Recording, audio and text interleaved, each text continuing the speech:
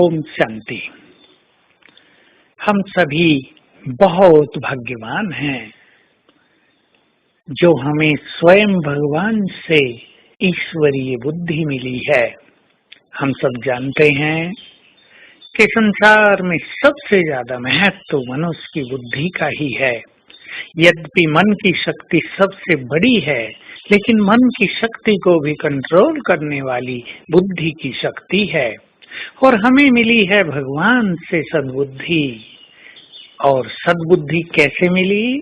ज्ञान के माध्यम से हमें श्रेष्ठ ज्ञान मिला, एक एक सुंदर अनमोल रतन मिला, वो हमारी बुद्धि में समाता गया।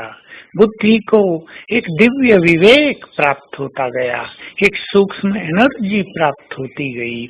उससे हमारी बुद्धि शक्तिशाली भी होती गई और डिवाइन भी होती गई। स्वीकार कर लें, मेरे पास ईश्वरीय बुद्धि है, दिव्य बुद्धि है। मेरे पास कलियुगी मनुष्यों जैसी बुद्धि नहीं। बुद्धि विभिन्न तरह की होती है। किसी की बुद्धि बहुत तीव्र, शार्प, पढ़ने लिखने में बहुत होशियार, लेकिन ये जरूरी नहीं कि वो व्यक्ति बहुत समझदार भी हो। उसकी बुद्धि बड़ी सूक्ष्म भी हो। किसी की बड़ी मोटी बुद्धि होती है, किसी की बहुत पवित्र बुद्धि होती है, किसी की बुद्धि बहुत स्वच्छ होती है, किसी की निर्मल होती है, सूक्ष्म होती है और सद्बुद्धि प्राप्त होती है। लेकिन इन सब में श्रेष्ठ है ईश्वरीय बुद्धि, दिव्य बुद्धि।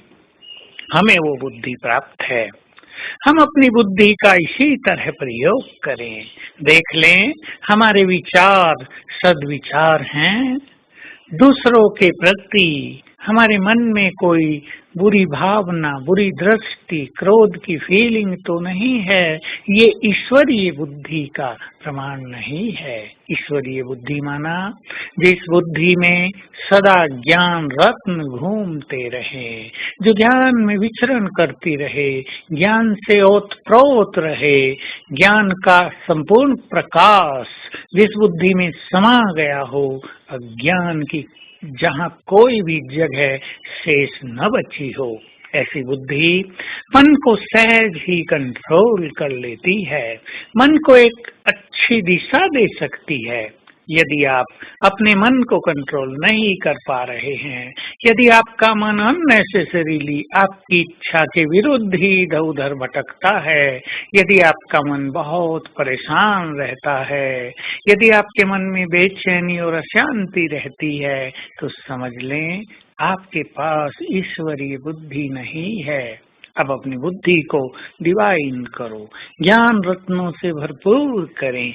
ऐसी जो आत्माएं हैं जिन्हें इस तरह कष्ट होता है मन के विचारों के द्वारा, वो जान लें कि हम मन को स्वयं कंट्रोल कर सकते हैं।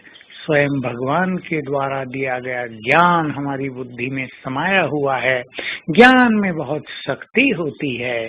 ज्ञान के द्वारा ही तो मनुष्य सब कुछ करता है, चाहे वो लौकिक ज्ञान हो, चाहे बिजनेस का ज्ञान हो, चाहे घर चलाने का ज्ञान ही क्यों न हो, चाहे भोजन बनाने का ज्ञान हो, लिखने का, कविता बनाने, गीत बनाने का, म्यूजिक का, ये सब ज्ञान ही तो हैं जिनके द्वारा मनुष्य अपने जीवन को संचालित कर रहा है। तो हमारे पास सद्विवेक है, यूज करें इस सुंदर विवेक का। और आज सारा दिन याद रखें, मैं दिव्य बुद्धि से संपन्न आत्मा हूँ। मुझे दिव्य बुद्धि भी प्राप्त है और दिव्य नेत्र भी प्राप्त है। इस नेत्र के द्वारा हम तीनों लोक को देख सकते हैं, अर्थात तीनों लोकों की सैर कर सकते हैं। इस नेत्र के द्वारा हम अपने आदि स्वरूप को देख सकते हैं, अपने पूज्य स्वरूप को देख सकते हैं।